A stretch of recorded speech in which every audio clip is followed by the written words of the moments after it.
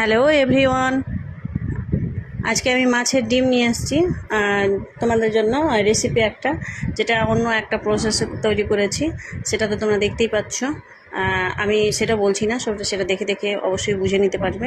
কারণ আমি এখানে মশলা দিয়েছি কিছু সেই মাছের ডিমটাকে। কারণ এই মাছের ডিমটা এমনিতে তো সবাই পছন্দ করে, প্লাস সবাইও রান্নাও করে, কিন্তু এক একটা প্রসেসে রান্না করলে সেটা আরও একটা ফ্লেভার আলাদা হয়।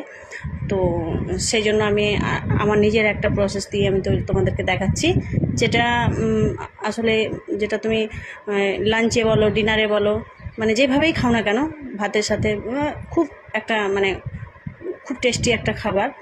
তো সেটা হচ্ছে আমি আজকে করেছি, যেটা আমি যে প্রসেসে বানিয়েছি সেই প্রসেসে অ্যাকচুয়ালি তোমার এটা মানে যদি মনে করো যে কি এর জন্য মানে মুখরোচক হিসেবে মানে খাবো, এমনিতেই খাওয়া যাবে।